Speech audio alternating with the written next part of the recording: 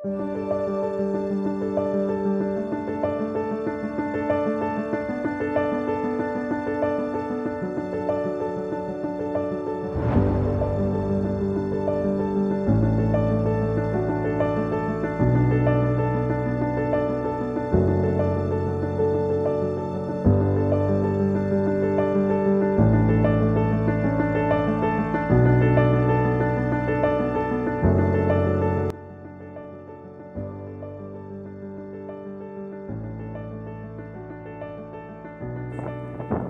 guys, it's Rebecca. Today we're going to talk about positioning. So I think that all the videos that I've done on positioning have actually gotten a lot of views. So we're going to work on positioning today. And one of the things that I want to talk about, and hopefully you guys can hear me, it's a little windy out here today. A nice spring day, but it's windy. We're going to talk about leg positioning. So I think there's a lot of confusion in positioning because it depends on what you do as to what your instructor will tell you in order to correct it, right? So that's why there's problems with understanding the language, but there's also problems with like, well, my instructor told me to put my heels down, and then another person is like, oh, my instructor told me that, I that's not good. My heels are too down, and I'm locking my ankle. And so a lot of it kind of depends on what you do. So of course we know, let me see if I'm like totally sideways here. Of course we know that we want to have our heel in line with our hip. And of course that's going to be in line with our shoulder. So that's just like alignment. Okay. But then we also want to have a balance. In Chinese medicine, we talk about the sinew channels. We also talk about the extra channels. We have the yang chao, the yang wei, the yin chao, the yin wei. And they're the balance of like the inside and the outside, the medial and the lateral part of the leg. And when we talk about the sinew channels, we talk about this balance of all the channels, meaning the anterior channels have to be balanced with the posterior channels, and the lateral channels have to be balanced with the medial. And what I mean by that is that whenever you have tension in one part of your leg, there is going to have to be a equal tension in another part of your leg. But the reality of it is, to be a good rider, you don't want to ride under tension. So there's this isometric contraction that allows my leg to stay against the horse without gripping. But it also keeps it from like flopping around, right? Because I have this like tension in my leg. It's like an isometric, and it is just a positioning tension. Where things go wrong is if you have tension in the wrong areas, or if your biomechanics are creating tension somewhere. So let's talk about a couple of them. So let's talk about the heel down thing. So you'll see people who like really cram their heel down, and my heel is down, but now my heel is locked, and it's also going to lock my hip flexors and my hip. If you have someone that rides like this, of course, their instructor is going to say that they have too much pressure down in their heels and that they are swinging their leg forward. So they're going to need to actually relax the pressure down in their heels, and they're going to have to bring their lower leg back. If you're someone that rides like this, your instructor is going to want to get you to put a little more downward action towards your heel, so that your heel drops from this position down into the correct position. Okay. But so it's funny because we hear the thing heels down, but you don't want your heel down so that your ankle is locked, because when you're trotting and when you're cantering, you have to move with the horse. You're not static. And there has to be a little bit of flexion that goes on in your ankle to absorb the movement. If it's locked down in any position, then you're not going to have that relaxation.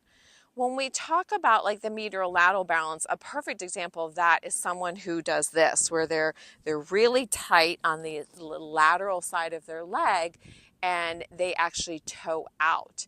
So that takes both two things. One is to release the tension on the lateral side, but also to increase the isometric contraction on the medial side so that their legs are pointing forward.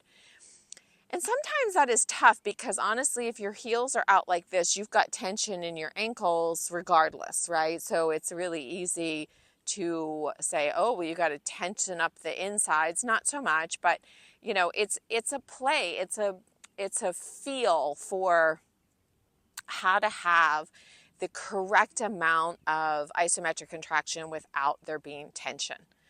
I don't know, that probably doesn't sound very clear.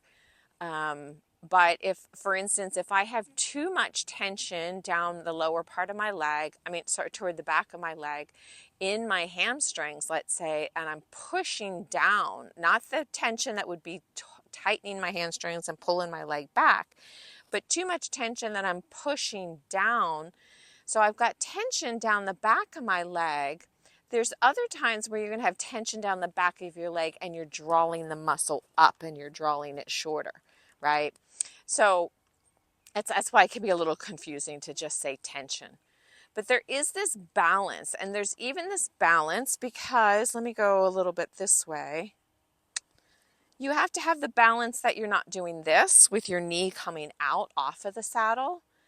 But also when you rotate your leg in, you're not like clenching down because then that locks your hip flexors. So there is this sort of like positioning and being able to have the isometric contraction. Sorry, my stirrups. But without like it being held in place because you're on a moving object. So things have to be able to move. And I think that's what makes riding so difficult. So that's why sometimes too, your instructor is going to tell you something and maybe tell your friend something else. And that's why, because it depends on what your leg is doing as to, there's going to be times when your instructor needs you to loosen something, and then other times where something's maybe too loose and it needs to have a little more structure, a little more stuffing to it. Mary Wanless always had that great analogy of like, how much stuffing does the person have? Are they this real loosey-goosey kind of Gumby thing, or do they actually have like more stuffing in them and more putty in them that gives them more structure and more, I don't want to use the word tension, but there's more, there's a little more oomph to their stuffing. And so that's why I think it's a little bit difficult for leg position. And then, of course, you can have the perfect leg position when you're standing still, and then you got to be able to keep that leg position once you're moving, which then requires you to be able to feel the horse and go with the horse and be able to turn muscles on and off with the smallest amount of thought, obviously, and the minimal amount of effort in order to be able to go with that. And sometimes I feel like the walk is one of the hardest ones to go with because people get a little sloppy in the walk and they'll just kind of like, slop around and get really sloppy, or they get too tight and rigid and then they're not moving with the horse and the horse's back is actually, getting tight. I even find that for myself that sometimes the lack of movement in the walk makes it actually harder to, maybe easier to keep like my leg position, but a little bit harder to kind of keep all of the swing in the horse, where like the trot helps you swing and the canter helps you swing a little bit. So is there anything else I want to say about your legs? Of course, your toes and everything's supposed to be pointed straight forward, right? You want to be in this position as if the horse got ripped out from underneath of you, you would just be standing right here in this position. And obviously, if your legs are back here, you're going to fall on your face when the horse comes out from underneath of you, theoretically. Or if your legs are out here, you're going to fall back if the horse comes from underneath of you. And so you want to be in sort of like this Tai Chi stance with your legs where there's a slight bend in all of your joints, and you've got this like grounded feeling to you even though you're up in the air. I will say about stirrups, so some people put way too much pressure down in their stirrup, down in the ball of their foot, not just their heel, but they're really like putting a lot of pressure down in the stirrup. And other people kind of hover over the stirrup and lose their stirrups because they don't have enough of a feeling down into their stirrup. And that is very much a balance issue, as far as you have to be able to balance between the two extremes. So we'll come to that in a minute. About how I find that, right? How I find that, those two extremes. And then, of course, so I was going to say, you stand Tai Chi. Of course, your legs are draped and wrapped around the horse. They're not, tight. There's this, I think that's why sometimes the old cowboys had a little bit of bow in their legs, right? Because their legs were just so many hours in the saddle wrapped around the horse. And that's the kind of feeling, like a wet towel, that they want to drape around the horse, and they're not pressed against the horse all the time, but they're not off the horse all the time either. They're just draped quietly around the horse. The pressure in the stirrups, you also, any sort of like locking of the joints is going to create movement. So whenever the horse is moving, if your joints or your muscles are too tight, that's actually going to make you move more. And sometimes people try then to tighten things down to move less, and then they actually move more. So there's this really interesting balance, depending on the issue that you have of where you're tight, of like, you might have to let some things go and strengthen other things. But a lot of I use this analogy. So I used to whitewater kayak all the time, and when you first start whitewater kayaking, it seems so hard because you're fighting the movement of the water. You're trying to get over there, and the water is pushing you over there. And so you end up like really being tired in the beginning. And it's not just a fitness thing. Because as you become better at whitewater kayaking and you learn to read the water, you learn to make the water work for you. And you actually know, if I just tip my nose in this current, it's going to do this to me, and it's going to make it easier for me to get where I need to go. Or if I just come out a little bit more into the current, it's going to take me down this channel. Or if I come over into this other current, it's going to pull me over here, and it makes my job easier. And you actually, by the time that you get good at whitewater kayaking, you don't look like you're doing very much. You're kind of taking a stroke here, taking a stroke there, and you're just reading the currents. And it's a little bit like surfing and stuff like that. And it's the same thing with the horse, is that when you first start riding, there's so much like oomph that goes into it. And that the more that you ride, yeah, it's still hard because it's a physical sport, and there's a lot of command of what your body's doing that you need to have in order to ride. But you start to learn how to ride the wave of the horse, how to ride the current of the horse. And then it doesn't require so much, right? So be patient with yourself if you're struggling with something, because sometimes it's just learning the feel, and being able to go with it at the same time as, working on your body positions. One of the things that we'll talk about in other videos, but I want to mention it here, is this whole idea of like, got it, lost it. So what will happen inevitably, you'll be working on, say you're taking a position day, and I do take those days where I'm just working on my position today. And you will, let's say you're working on, say your ankles, you're working on your ankles, they're usually too tight. But sometimes when you loosen them, then they get too floppy. And so you're trying to find that balance between the two, and you'll be riding around and you'll be like, oh, I got it. You might only have it for 2 strides, and then, oh, I lost it. And then you'll realize, oh, I got it for 3 strides, or I got it for 4 strides. And then you'll realize, oh my gosh, I didn't have it. Now I have a better understanding. I have it. I got it even more. I got it better. And so I like to kind of, in my mind, and you can also use this with your instructor, where you say, you know, got it, lost it, because that trains your body to, one, recognize when it's correct and when it's not correct. And that also helps you really refine, because what you'll be able to do is you'll, at first, your got it and don't got it will be this far apart, right? You'll be like, oh, I got it. And then it comes off and then, oh, I don't have it. And the more that you do that exercise, the more that you'll shorten that distance, and your got it and don't got it will get really close together, and you'll really, really, really refine the got it, don't got it. So you'll really get to be like, oh, it moved a millimeter. I don't have it anymore. Oh, I got it back that millimeter. I have it again. Okay, so that's a really good exercise. I also like to do the extreme. So let's say that I'm having problems with my ankles, and let's say that I have a tendency either to be like, there's too much tension, and then I go for too little tension, too much tension, too little tension, and these are my swings.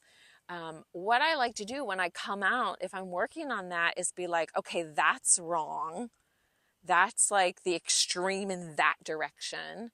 And this is the extreme in this direction. And that's the extreme in that direction. And this is the extreme in this direction. And it's like, and no matter what it is, right? I'm just using one example. And then you be like, okay, where's the middle of that? And that's where I need to start.